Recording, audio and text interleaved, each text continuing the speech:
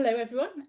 Thanks for joining us today for the session we're hosting with our friends and partners at SUSE, the Scottish Union for Supported Employment. It's nice to see a lot of faces here today. Some are familiar, maybe some less familiar to me. I'm Jane. I'm the membership manager here at Social Enterprise Scotland. We're intending on keeping today as informal as possible. So just to cover the basic Zoom rules first, if you can keep yourself on mute while we go through the presentations. There's time at the end of each presentation for questions, so please just raise a virtual hand if you want to come in. Feel free to use the chat to introduce yourself, tell us what organisation you're from, and tell us whether you prefer Zoom or Teams as well, if you like. And you're welcome to use the chat through the session if you want to, I guess, post observations or if you've got any questions that you want to put to us. Just to also confirm, we will share presentations following this session. And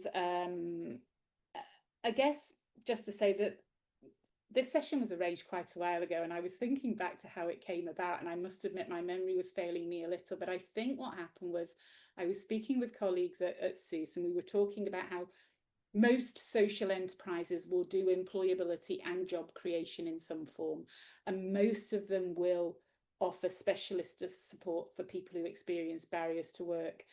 And then it followed on from that we both found in both our respective areas, so social enterprise and supported employment, that there were maybe a few misunderstandings still out there.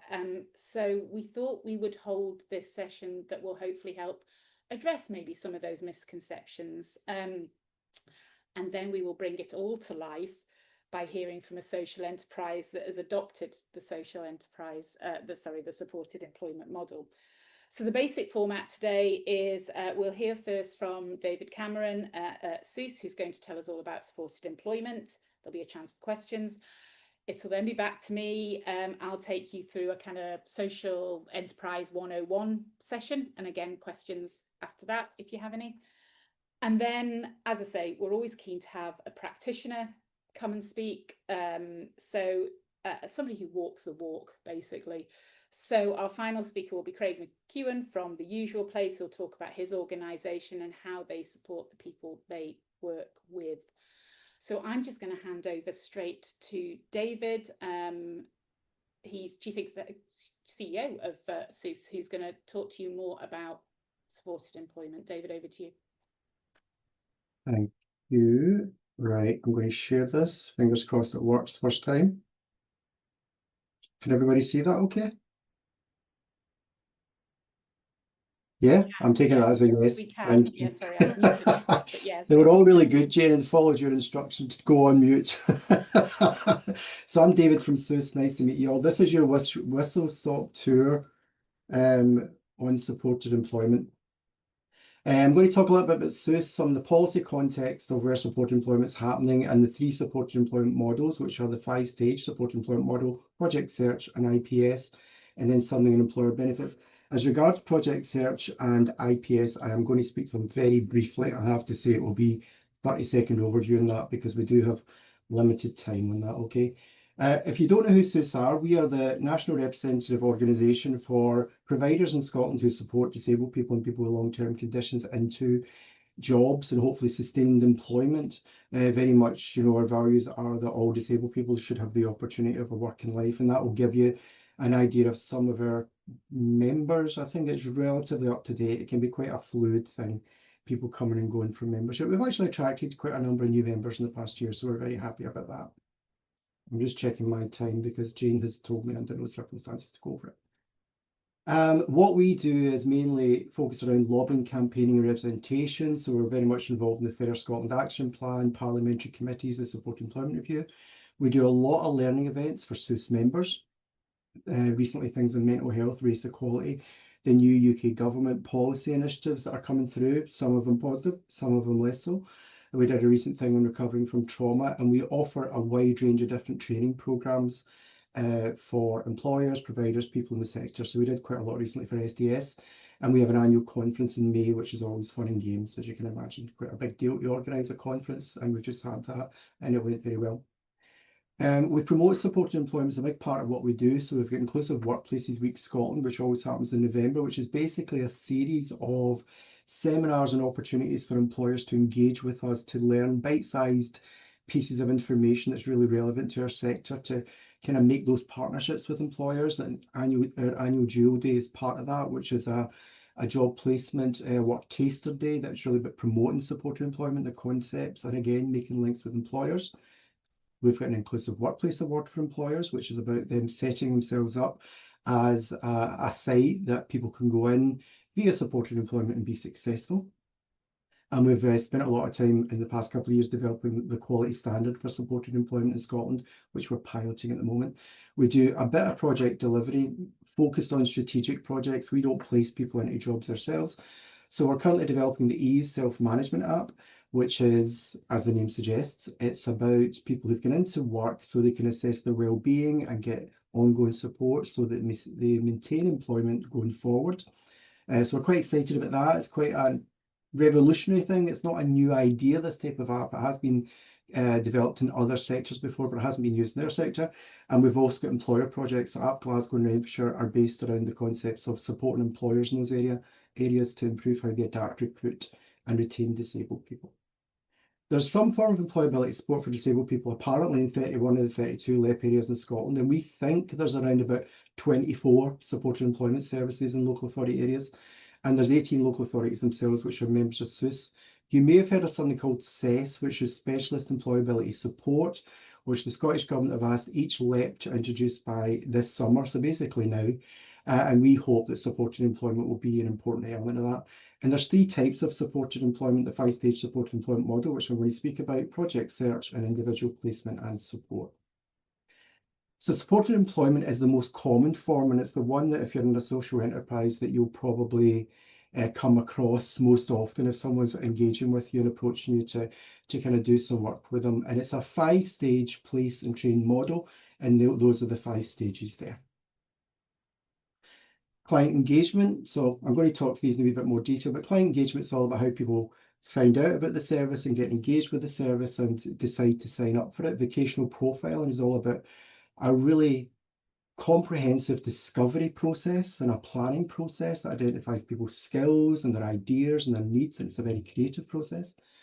Job searching, which is about informal or formal job searching and building the capacity of that individual to find opportunities, working with them or their employment worker doing that for them. And then employer engagement is all about the relationship with the employer and learning about that workplace, the role, the tasks that people carry out, the people they work alongside, and about how, when we place people into that position, we're going to set them up for success, and it might involve job analysis and job carving. And on and off the job support and aftercare is about once you're in a job, it's about the onboarding, it's about the learning the person's going to do, and potentially job coaching to help them learn the role. And it's all very much about developing natural supports in the workplace and what the career progression is going to look like. The key elements of supported employment is very limited caseloads within a service. Roll on, roll off, it can start at any time. It's often used to benefit people with learning disabilities or autism. There can be other client groups, but that's the main client group. David, sorry, I don't mean to be rude. Can I just jump in here? We've had a request if you could slow down a little with your speech. We've got some BSL interpreters with us today. I do apologise. I think it's because I've got too many slides. And I was conscious of that. I rehearsed early and I was conscious of the fact the time to get through them. Okay, so there's lots of one-to-one engagement. There's an unlimited period of time, usually 12 months, but can be more. A big focus on in-work support, as I mentioned, and job coaching is a big part of that. You'd expect through a supported employment service a high rate of job outcomes and a high rate of sustained job outcomes. I'd mentioned that there's a quality standard and there's also a professional development award for practitioners. The values are very much about everybody's entitled to get support to get a job and retain a job, and all people have the capacity to be employed. It's personally centred. The client has the same rights as any other job seeker or employee. The service and the worker should treat all clients fairly, not discriminating on the grounds of ability, so no cherry picking. You don't work with the easiest people to work with. Supported employment is intended for the people who are further away in the labour market, so it will be those clients of higher support needs, and it's real jobs for real pay in the open labour market. So the client engagement stage, which is stage 1 of the model, and it's about the welcome and introduction to the service. It quite often can take a while to do this. It might be several meetings. It can be done in the community. So you might meet someone in Costa Coffee, which is my second home. It could be in the community centre or indeed a social enterprise cafe. If you're doing it, on site in the provider's premises, obviously you want to make sure that's welcoming, that it's a private space for people to have, confidential conversations. It's very informal and it has to be an open forum for discussion in a very positive kind of way. And it's for the client to decide if it's right for them. You will know if you work with disabled people, they have often been disappointed in the past, been round the houses, tried several different things that haven't worked out for them. We want to make sure this is the right choice. It can involve other, people if the person wants it, parents, carers, friends, advocates, if they want it. And it's an important opportunity at this stage to discuss accessible communication, BSL. Maybe screen readers are easy read, and then at that you're going to agree how you're going to keep in touch. And I suppose you can always use phone calls as well. I don't think anybody uses the phone anymore, but text, WhatsApp, email. So you're going to do that. You then move on to when the person signs up, vocational profile, which is a tool for gathering high quality information about the learner. Now, we describe this as an alternative way to learn about a person. It is not an action plan. It is not an assessment. This is quite unique to how we go about things. We really like this tool. We really like the model, and we promote it for other client groups as well because we think it's immense value. And it's about who the person is and what this person's going to need. It might take several months to carry out the process, and it's absolutely fine because you might do activities as part of it. You might do some job tasters, you might do some work experience, some travel training, variety of different ways of doing it. Key approaches. It is definitely comprehensive. It's got to be creative and co-production. It's really about empowering the client. It's what do they want, and lots and lots of opportunities for the person to feed in and make sure that their views and their feelings are really represented in the final document that's produced. And those are examples of what it can capture. Vocational profiles take a variety of different forms, but the ones that we tend to develop, obviously the personal information, their home life, their travel situation, what they're currently doing, their interests, their contacts, the important people to know and to engage with, their education skills, communication preferences, any work experience, what's their health and fitness situation, what kind of job are they maybe thinking about, what's their financial situation. As you'll know, the financial situation for people is very, very important because we need to make sure that people are going to be better off in work. And then thinking at that stage as well about the reasonable adjustments that are going to be used at the other stages of the process. So job finding. So I'd mentioned some of this before, and this can be a formal or an informal process, really involving the client and getting them to do as much of this as they're comfortable doing. But you really want people to come out of this stage of the process having developed some new skills. So it could be that the person is actually applying for jobs with support, jobs that have been advertised, or the service itself might be making direct approaches to employers. So if you're a social enterprise, a service might be directly approaching you and asking if you have any opportunities where people could come and fill a vacancy. Now, it might be that you develop relationships with employers and they don't have anything at that immediate moment, but because they've got a familiarity with the service and what you're aiming to do, when opportunities do come up further down the line, because of that relationship that's been built and the trust that's in place, they can come back to you, do you have any suitable candidates? The candidate will be supported through the interview process with whatever reasonable adjustments and whatever stages of the interview process. If you're unfortunate enough to find yourself in a situation where there's tests or multiple stages or group interviews, God help us. I don't know if you've ever been in one. I've never been in one that was fun, but if there's all the different stages, the person would get support through it. And it is, as I said previously, a place and train model. You place someone at the job and then you're going to train them to do it. So that's an important part of this process, and bearing that in mind. And you could, because this stage can take several months as well. It's okay if it does. Then you might also be doing some barrier removal in terms of travel training and things like that during this time, or other things. Employer engagement. Now, stage 3 and stage 4 are pretty fluid. It can be back and forth, as you might expect. And this is really about the worker understanding the employer's needs. We want a good match, and we absolutely 100% want to set people up for success. So What's the kind of important advice, information the employer needs? Do they need some education, reasonable adjustments, or access to work that might be available? And what you might do as part of that, and quite often you should do this, is a job analysis, which is basically a tool that you use to understand the role, the detail about the role, the tasks within the role, the supervision structure, the routines, and the culture, because every workplace has a culture. And if you want to go and you want to be successful, you kind of want to fit in with the existing culture within that workplace and make sure that it's going to be the right place for you. You know, it might be too quiet for you, it might be too boisterous for you, it might just not be the right kind of environment. And part of that as well, you might also engage in job carving. So the employer might have a job, but perhaps not every part of that job is going to be able to be done by the client. So are there bits of the job that can be carved out, and perhaps could sit somewhere else and with someone else?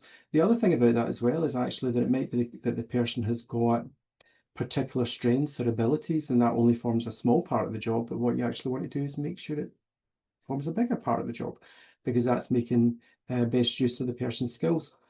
So is that's about, can we make adjustments to the role?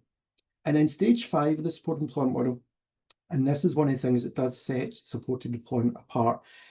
In work, support is as important as everything that went before, and that's not always the case in employability.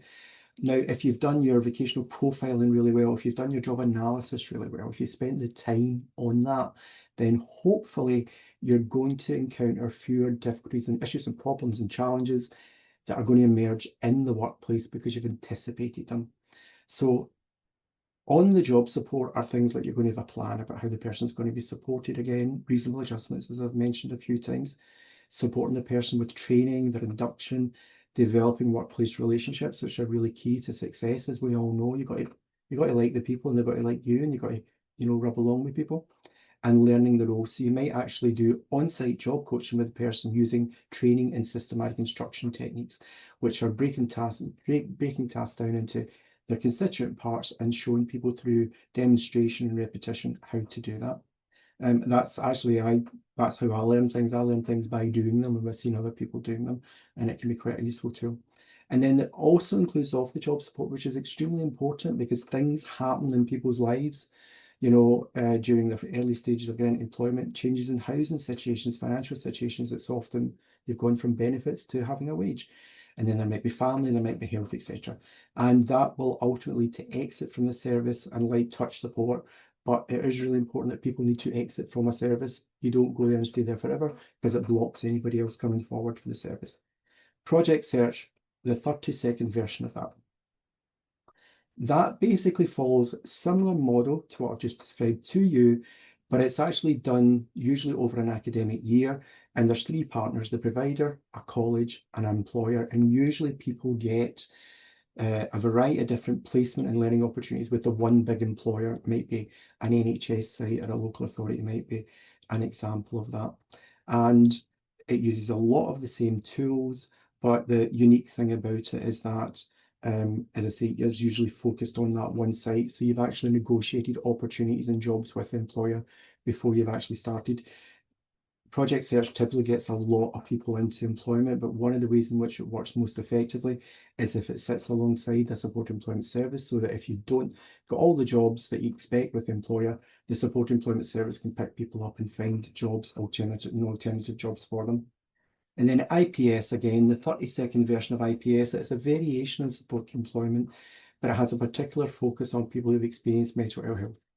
And it's delivered in partnership with clinical services, the community mental health, because it's very much part of the person's recovery, moving back into employment.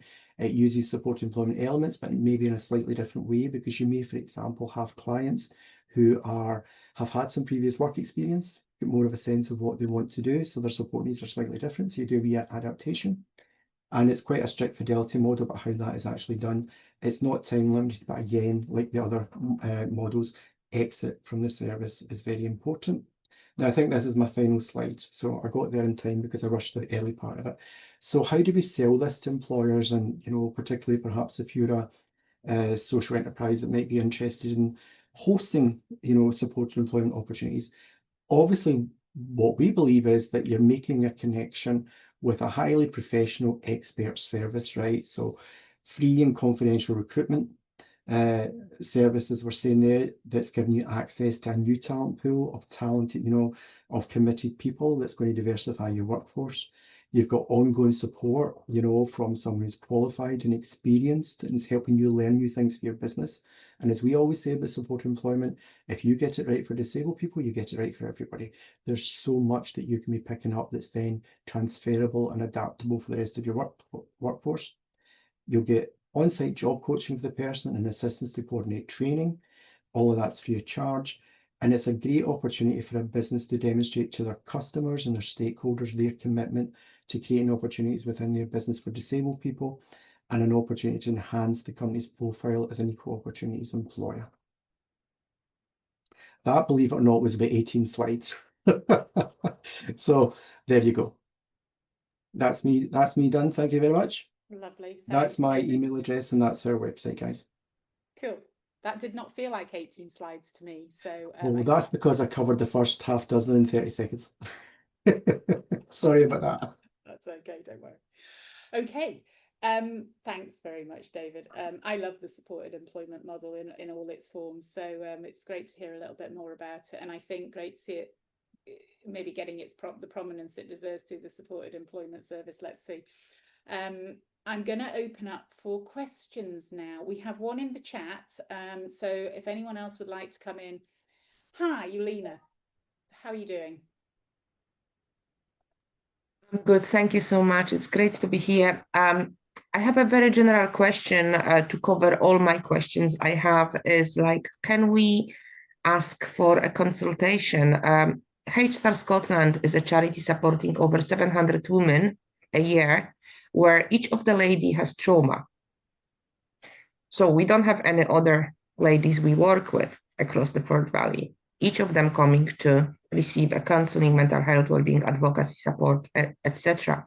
So at the moment, we're really actively looking for to create 2 admin posts to engage and work actively. We are disability confident employer, etc.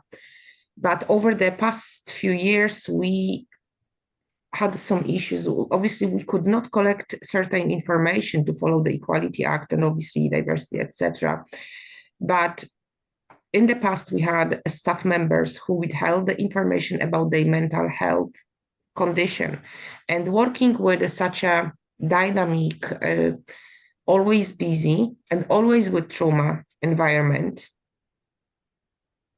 we are happy to consider someone with some barriers due to their disability. We're happy to empower them and, give a great opportunity of wonderful work. But we know for a fact if that would be someone who struggles mentally, who's got PTSD, sooner or later, there will be no protection, that they will not be able to remain safe and the vulnerability will be increased. So my question is, how ethically can we touch the base? Because obviously the person will be hired based on the skills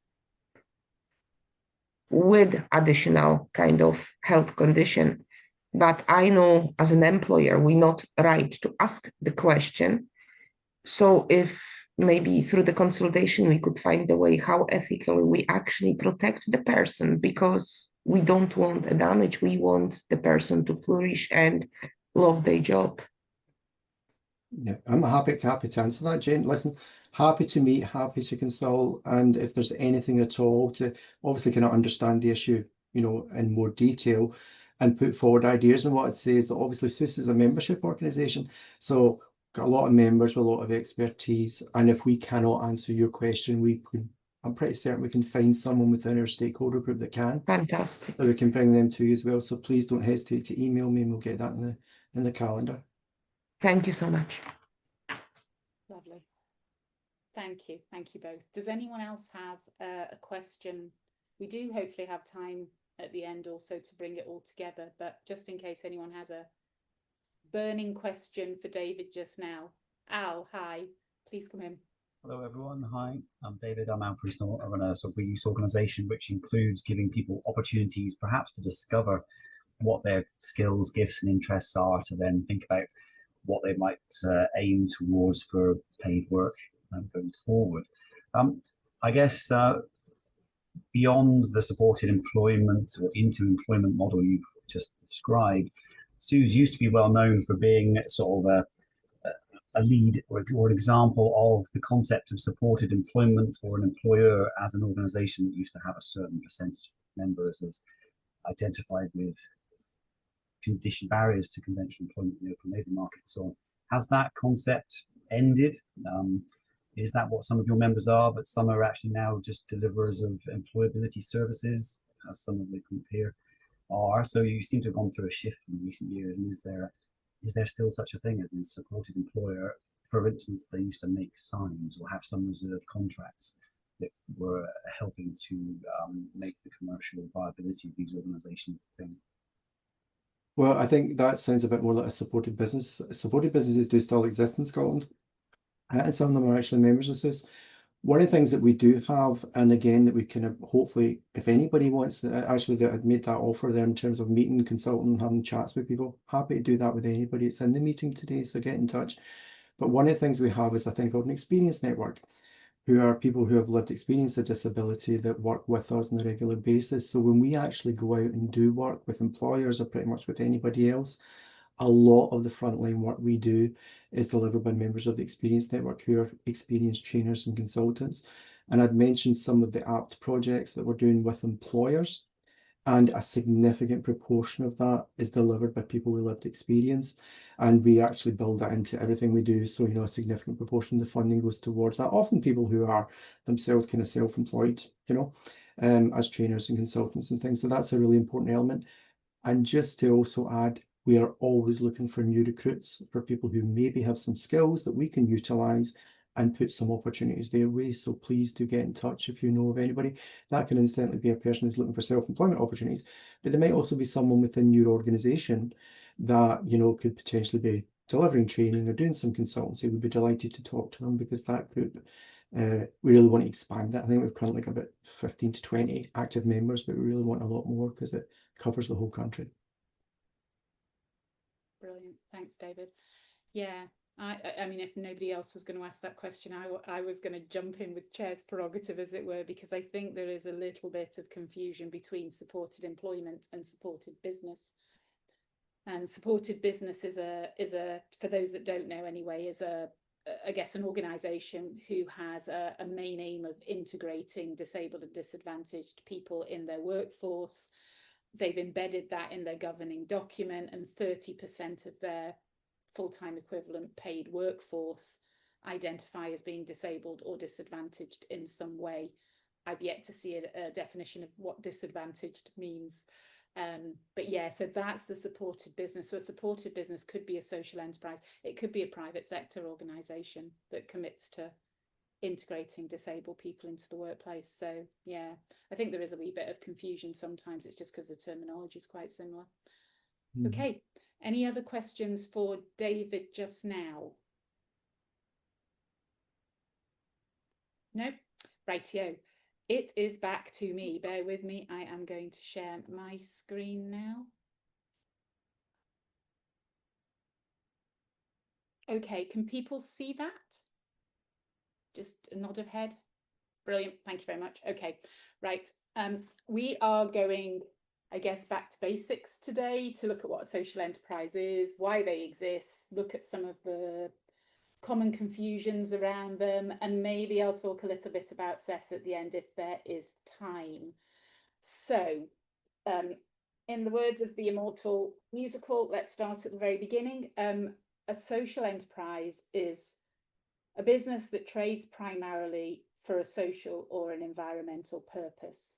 It reinvests its profits back into the business or to some other beneficiary community.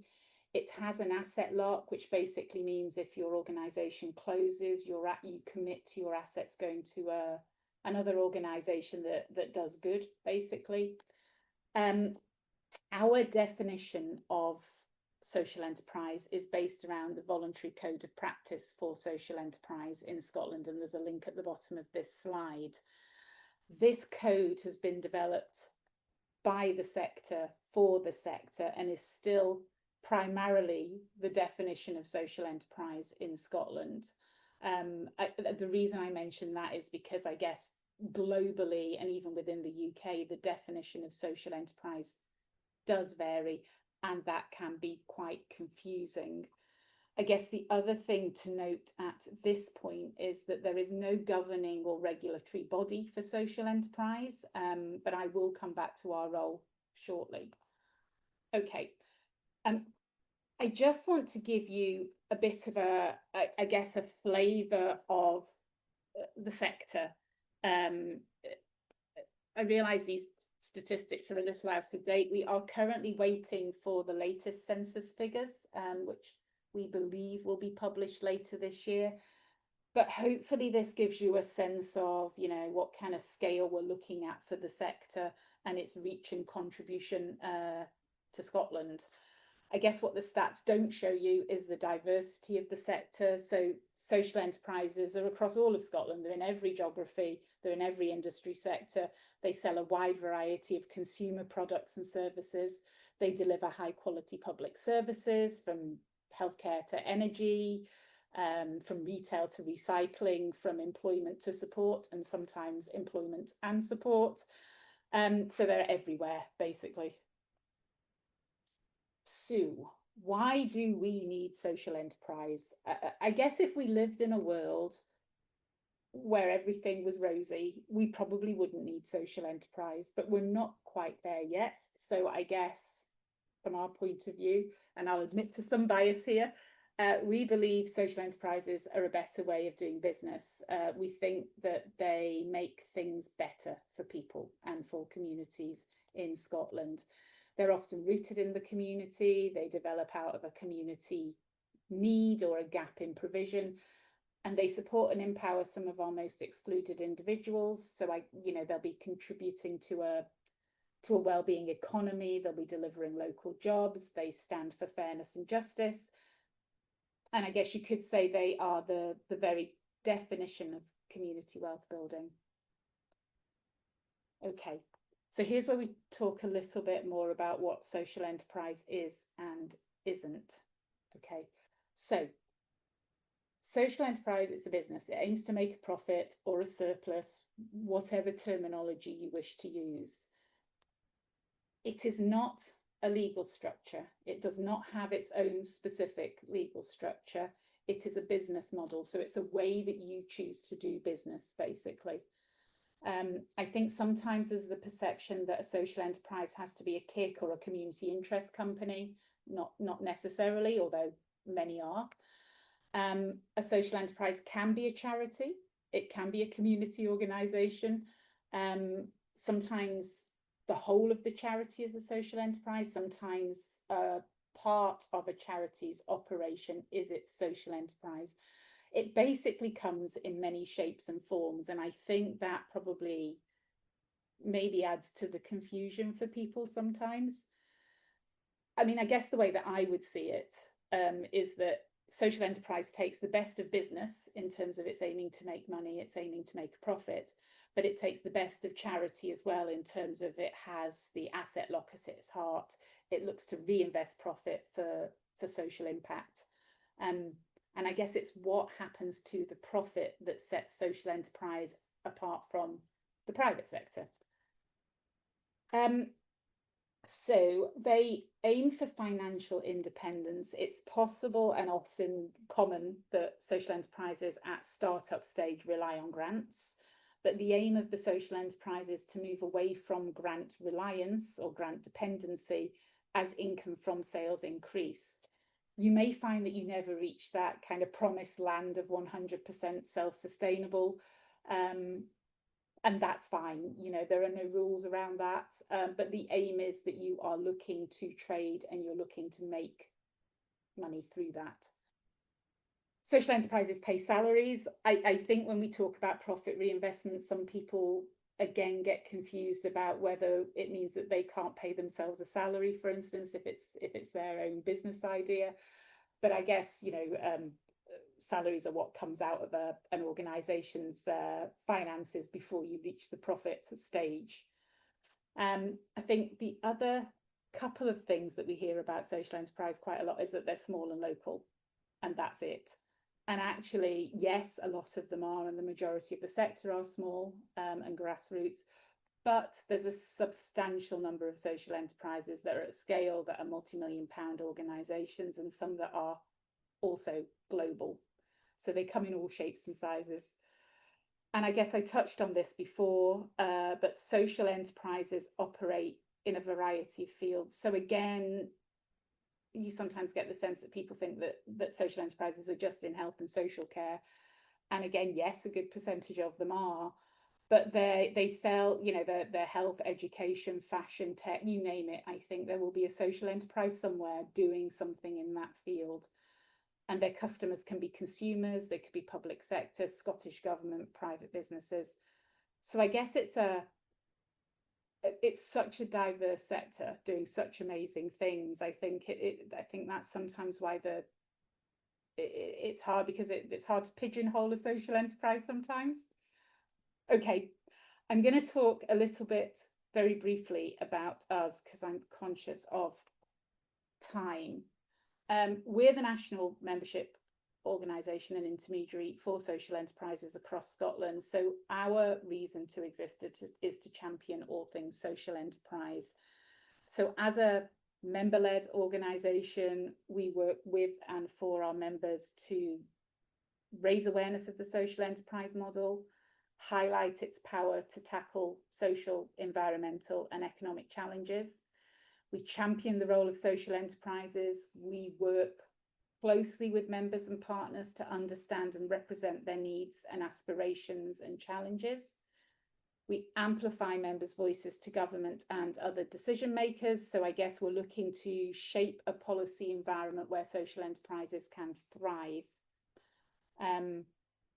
We keep our community informed, so we have regular newsletters. Members who are on here can hopefully vouch for that. We do a regular funding bulletin, which is generally very popular. We do a load of connecting with members around events and networking, peer support, sharing of knowledge and that sort of thing around events, and then highlighting opportunities to connect and collaborate. And I guess another core part of our work is around finding collaboration and new opportunities for organisations. So it's about maybe connecting social enterprises more with private sector organisations and looking to raise the spend within the private sector with social enterprises. So we do a lot of that through our bi-social work. I have other slides now which basically talk about the kind of key services and member benefits that we have. But I'm not really going to talk to them. I don't think. I've put them here so that when you refer back to the slides, you've got them. But they cover 5 core areas of activity. They're on the screen now. And then I've got a bit more detail sitting behind them on the following slides. So that is me. It is another whistle-stop tour for you, this time of social enterprise. I'm going to stop sharing. And please just jump in if you've got either any questions for me about social enterprise, any other questions for David that have popped into your head whilst I've been talking, or we can just jump straight to Craig, who's going to kind of, I guess, you know, put it all into the real world for us, in terms of, you know, what the usual place do and how they support their workforce. Derek, hello. You on mute? Hello. Hello, can you hear me okay? I can, yes. Excellent, great. My name's Derek Todd. I'm the interim manager for Lanarkshire Deaf Hub.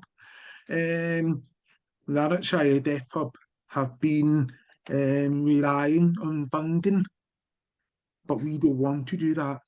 We want to do a balance of social enterprise and also funding. However, we are getting conflicting and complicated messages from different people. So for a charity like us, we're an FDIO, Scottish Charitable Incorporated organisation, and they're saying, oh, you can't be a social enterprise, you have to be a separate brand because of cat business rate backed and everything. And we come through it because we want to be a social enterprise for our cafe. We have a cafe and we do event, engagement, participation, not just with the communities across Lanarkshire, but working with that sector organisation and all the public sector, and also looking into dynamic coded deaf awareness training and all that, because that's income generated. Now, I think it would be helpful for us to connect with you, Jayne, for social enterprise got to understand what can we do and what cannot we do as a social enterprise for Lanarkshire Deaf Hub. So is there a checklist or guidance that then use the social enterprise as a model, not the company, to help? Thanks, Derek. Yeah, you're not the first person that I've heard this from, in terms of there being confusing messages about what legal structure you are and that what that means for you as an organisation. I guess I suggest we have a chat out with this, but there is support for organisations that maybe have not traded so much to start off with, who are looking to trade more and become more enterprising. There is also support for organisations that are already being enterprising to develop in some way, and obviously you choose the way. So it might be that you need a business plan, it might be that you're looking to diversify, that sort of thing. It sounds to me like you would certainly fit as a social enterprise. I guess the things to bear in mind from your point of view, being a charity or a SKIO, is, you know, where your charitable trading sits and how you keep on the right side of Oscar. But these are things you and I can talk about, and I can also signpost you to some specific legal support around that, because I'm not a legal expert and I cannot cannot be relied upon to give legal advice. But yeah, we have some knowledge and sort of information about that we can have a chat with you about. Which Lanarkshire are you in, or are you pan Lanarkshire?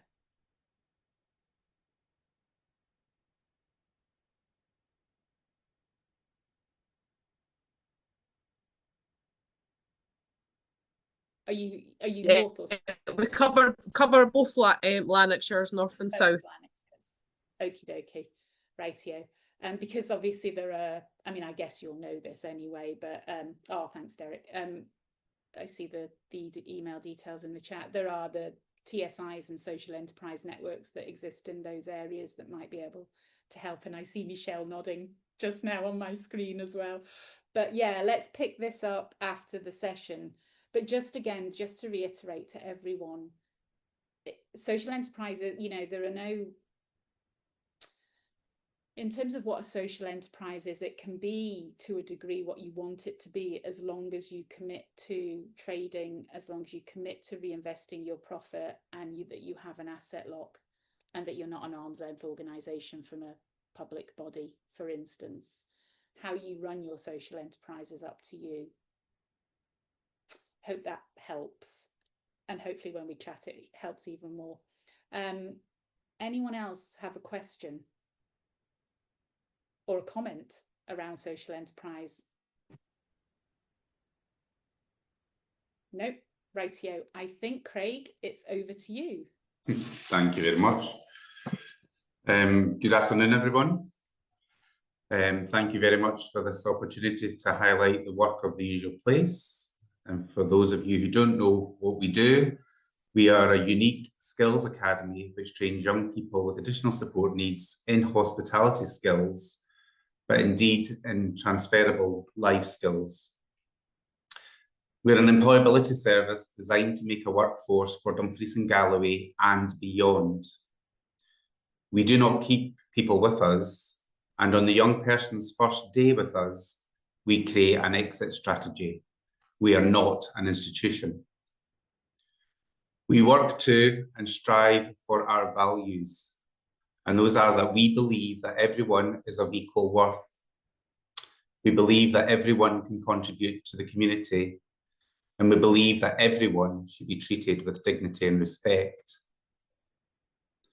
What makes us unique is the way in which we train our young people. We have a business-first attitude, as the self-generated income is reinvested in our work with our young people. The real-life cafe make our young people build confidence from day one. And we also have a can-do attitude towards our young people's abilities, and we do not label anyone when they arrive. The only question that we ask is any medical issue that would affect their placement. For example, if they have heat-induced epilepsy, then they cannot work in a hot kitchen. We use step-back training. When a young person comes to us, they normally need intense one-to-one support. But as they gain confidence and competence, the mentors will stand back and enable the young people to carry out the tasks themselves. We're a public cafe, open Monday to Friday, 9:30 till 4 o'clock, and we expect our trainees to be full members of the team that they've chosen to be. Our kitchen staff start their shift at 8 AM, and we expect our young people to start at this time too. Our front of house team start at 8:30, and again, we would expect our young people to start with them. Reasonable adjustment is taken into account, but where possible, a full working pattern is followed by everyone. When the usual place was first muted, hospitality was the only growing sector in Dumfries and Galloway, and hence the vehicle for the delivery of our service. However, we have worked with the University of Glasgow and had academic research carried out, and it has been confirmed that with the correct values and a values-led leadership, our model can be transferred to other sectors. We worked with the Theatre Royal in Dumfries to offer the Arts Award accredited by Holy Trinity College in London. And the Fraser of Allender Institute, which is an independent research department of the University of Glasgow, highlighted in their report Scotland's Invisible People, a population the size of Dundee who have additional support needs, who with a little bit of support could become economically active citizens and not the passive recipients of care that they are at present. Our young people and our former CEO have given evidence to the House of Lords Committee on transitions from education to employment for disabled people. And we've also given evidence to the Scottish Government's Disability Employment Gap Inquiry. Our success has a huge impact on the young person with whom we work with, but also creates a workforce for a sector which is struggling to get and retain staff. I want you to hear one person's journey with us. So I want you to listen to Lewis tell you his journey within the usual place. Now I need to share my screen, and this worked earlier on, so hopefully it will work now.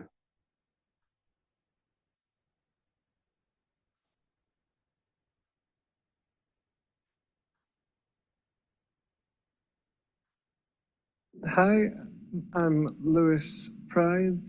I'm currently a trainee at the usual place doing my SVQ in professional cookery and have been for about 1.5 years now. There's a number of ways that young people can come into the usual place to receive their training and experience. From schools, young people can come for a 6-week work experience program. Others come for an individual placement. Young people who've left school can apply to come on the 12-week program of the initial training and learning at the usual place and completing a basic food hygiene course. And then some of those young people express interest in enrolling for an SVQ program, such as Lewis, who enrolled for the professional cookery SVQ. Before I started at the usual place, I didn't have an awful lot of confidence. I was filled with quite a lot of anxiety and didn't have an awful lot of communication skills. But when I started, working, you have to speak to people, whether it be serving drinks or working on the till, it's a must. So I think the more and more I did that, it helped. The mentors here are great. It's always a one-on-one. You're never alone. You never have to feel like you're stuck. And if you're struggling or you feel like you can't do something, they're always there to back you up. Not pushing you as such, but sort of in the background, and if you need them, they will step forward and help, which I think is great. One of the things we're trying to do at the usual place is to make links with employers in the local area in order that they might see the benefits of offering a job to a young person with additional support needs and gain a really valuable and loyal employee out of that. One very exciting event that happened at the usual place last summer was a fine dining event with the Globe in Dumfries. And Lewis and some of the other young people had the wonderful opportunity to spend some time at the Globe training with the chefs, and some others had time training with the front of house staff to learn the skills and the techniques of real fine dining and to prepare really fabulous food. So at the Globe, when we first went, we had a little meeting with them just to get to know everyone, have a look around. And then when it came to the practical stuff, we prepared beef Wellington and scallops, quite a few dishes. So it was great, yeah, brilliant. I was currently looking for work. That is when the employability mentor here at the usual place, Sharon, she helped with applications and stuff, and that's when the Cairndale Hotel came up. So she helped me to create a CV and to then apply for the role as bartender there. And I was offered an interview, which she then came with me. The same day I was offered the role. So about a week later, I then went in and she came with me for the first day, and I'm still there today.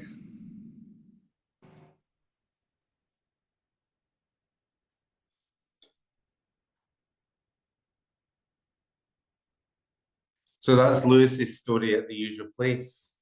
And as you can see and hear, that Lewis was supported by our employability mentor to complete his CV, help with his interview techniques, and also supported Lewis to his interview.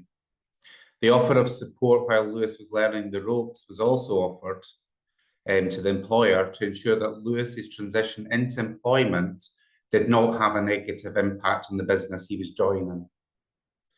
This employment support ensured that Lewis is now in a sustainable employment and not thrown into a situation that he could not handle and would potentially leave.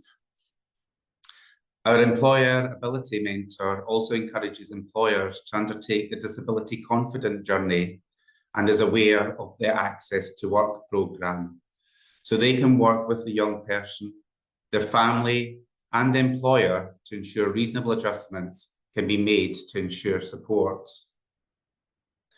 The usual place, while known and highly respected throughout Scotland, recognises that it is a very small cog in a very large, very complex wheel.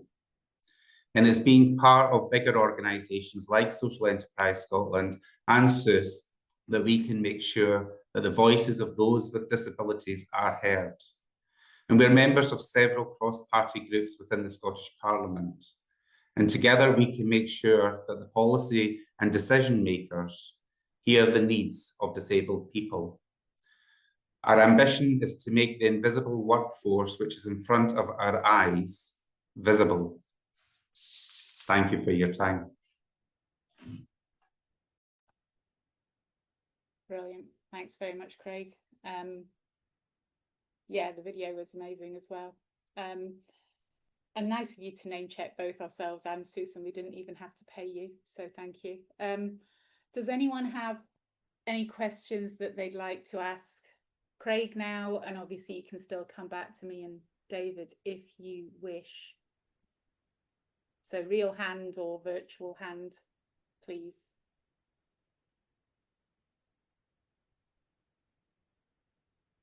I can't believe people don't have questions. Good, I can live with that. Thank you. Right, we've got David up first.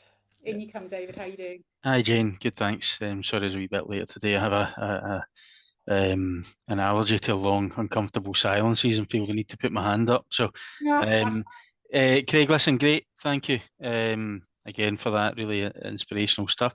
I guess I'm just wondering that with what you've went through in the last wee while with the challenges that we're all facing with funding, where are you just now, you know, and how frustrated do you get where you're constantly asked to provide information and evidence to inquiries and committees, but then find yourself in the position you were last year where you're at a real risk of making disabled people unemployed. Have you managed to sort that out, or are you still?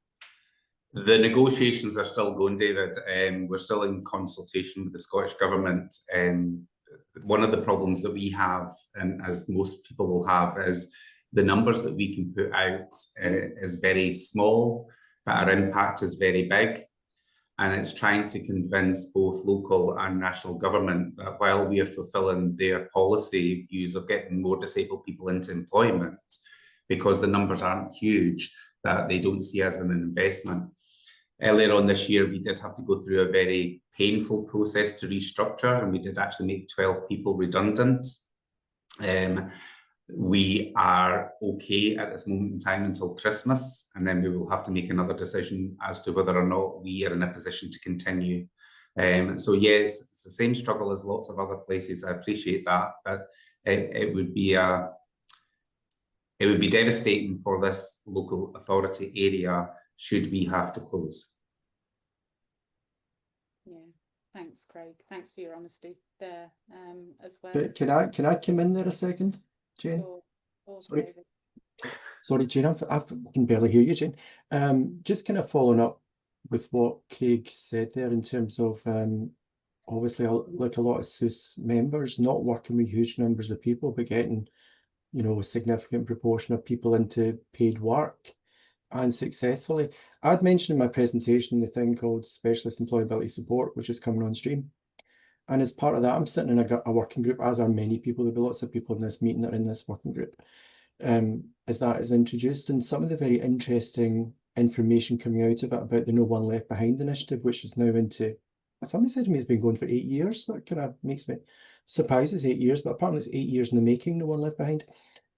And the rate of job outcomes that have been achieved via the kind of general programme from No One Left Behind, and the cost of those job outcomes. And just some of the information I'm seeing, I think that we are doing very well in terms of the investment that we are getting and the return on investment and the number of people we're supporting into work, and that actually what we're doing is really economic. And actually what we need to be doing as a partnership and coming together and gathering more of that evidence and information as to how many people we're getting into jobs and actually how much it's costing to do that. Because from what I'm observing, it is comparing incredibly favourably with what are kind of known as mainstream services. It's comparing very, very favourably, and we want to make that argument and that point for additional investment amongst this partnership. Yeah, good point, David. I mean, I think No One Left Behind had various rollout phases, didn't it? So I guess that's why it maybe feels like it's not quite as old or young as it is. Yeah, I guess the other thing to flag here about employability, and I'm now speaking with a different hat on, but is the Third Sector Employability Forum, or TSEF for short, which is free to join and open to any third sector provider who does employability in whatever shape or form that comes. And if you're interested in that, please drop me a line and we can get you signed up for it. They also have a seat at most government tables around employability and advocate for a whole raft of things, but particularly around supporting third sector providers to make the fantastic difference they make for people, even if we are talking small numbers, because as we all know, small numbers add up to big numbers. So thank you, both. I've got Derek and then I've got Michelle. Derek, hi. Hi again. Hi. David Cameron from Up, No One Left Behind. So, unfortunately for me, my experience with the No One Left Behind initiative, where they've got the government with their plan, it didn't seem to work well with the disabled people and deaf people, because there's been quite a number of meetings and they all focused on young people leaving school, but the disabled people are getting ignored or forgotten or left behind. So they No One Left Behind, and at the same time not accessible. I mean, I've got some young people who've been trying, who are desperate for a job in Lanarkshire. But communication language barrier, isn't it, to get that to deaf awareness, isn't it, to, and access to work, because access to work can be challenging to try and get support, because some employers cannot afford to pay for interpreters and get the money back, claimed back. So, for example, I learned last week that if an employer recruits a deaf person or someone with disabilities and they go into apply for access to work, they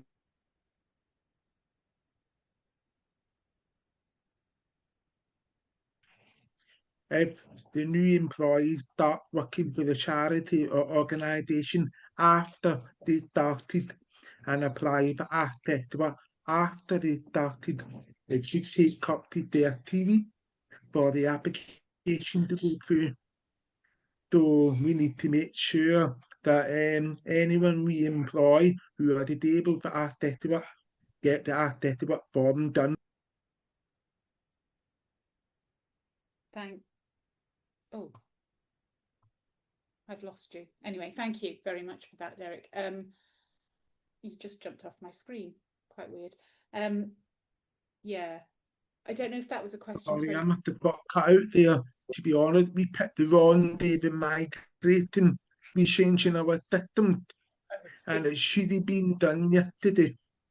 So apology for that. But No, what I'm saying is, then no one left behind. It's not a good team for disabled people and deaf people, and more need to be done.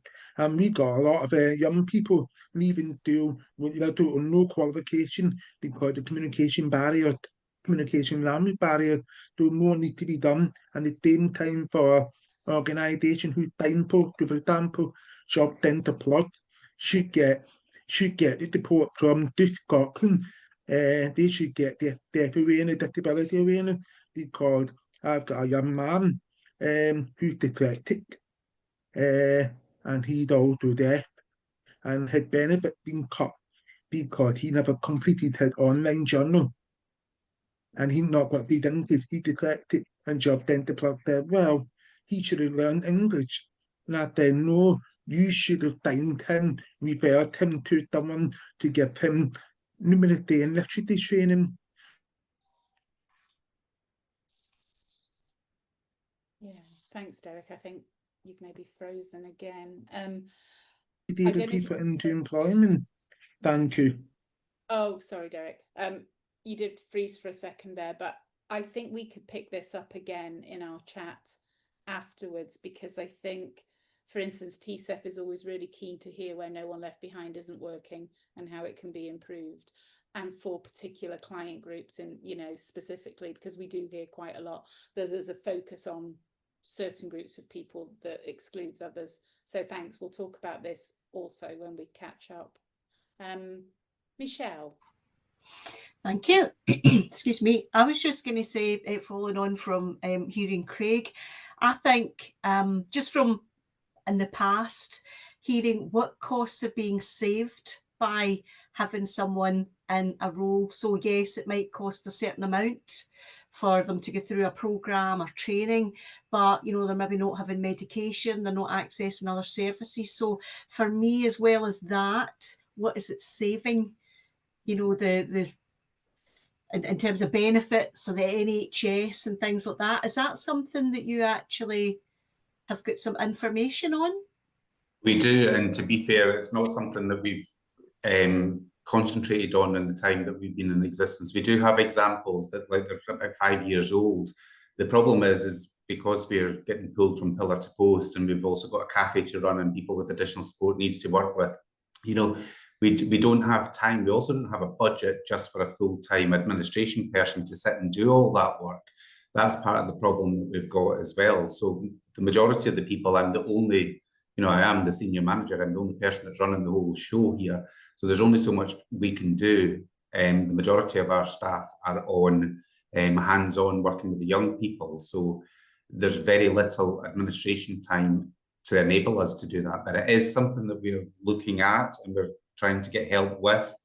our social impact, and it is something that's there. So yes, but we also need to get an attitudinal change. We've been very successful in being a very supportive cafe, and unfortunately funders look at us as a very expensive cafe instead of a very cheap college.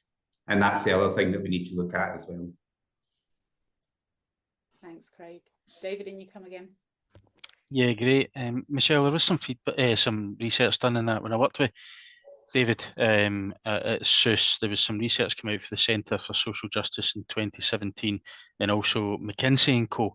Now, McKinsey & Co. had reported that having a diverse workforce, you were twice as likely to exceed financial targets, 3 times more likely to be high performing, 6 times more likely to be innovative and agile, and 8 times more likely to achieve business outcomes. Now, you add that to Centres for Social Justice, and you might be aware of the Purple Pound, which is the spending power of disabled households. And at this point, when they did this research, there were 14 million disabled people in the UK of working age, with a combined spending power of £274 billion. Businesses at that point were reported as losing approximately £2 million a month by ignoring disabled people's needs. 73% of potential disabled customers experience barriers on more than a quarter of the website they visited. And on average per head, the online spending power of disabled people is estimated at £16 billion. So the message here isn't, go and employ a disabled person and you'll bring in more money. But ultimately, if you want to engage with the diverse customer base that you've got, then this makes good business sense. It makes sense to bring in that different perspective and that way of thinking. So, which again brings us back to the situation Craig's in, and you say you're providing small outcomes, Craig, but when you put it into things like that, everybody that's supporting disabled people into work and disabled people that are employed are contributing significantly to the economy. We just want this to be, I think, demonstrated through practice now. Yeah, thanks, David. I think there's sometimes a disconnect between policy intention and practical reality on the ground. And I guess part of our role is to try and marry those up a little more closely going forward. So yeah, thanks for that. I think it's really good information you shared there. Could you share that report with me? I'm sure you did at the time, but I've probably lost it in my overwhelmed inbox. Okay, I'm conscious of time. We have a few more minutes left. If anyone has any questions they still would like answered or anything they'd like to share with us, you're more than welcome to come in.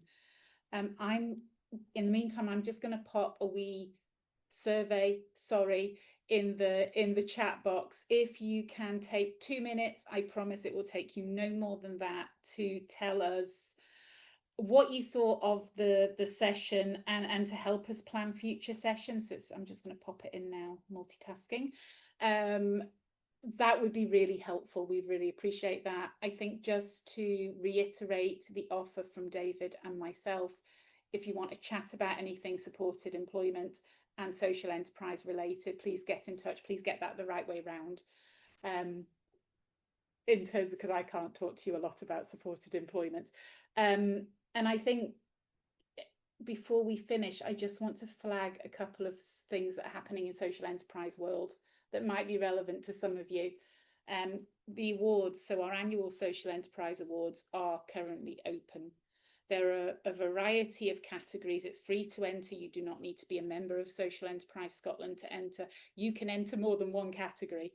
So we have Social Enterprise of the Year for established social enterprises, one to watch for emerging social enterprises, new social enterprises, and then there are various other categories that you can apply under.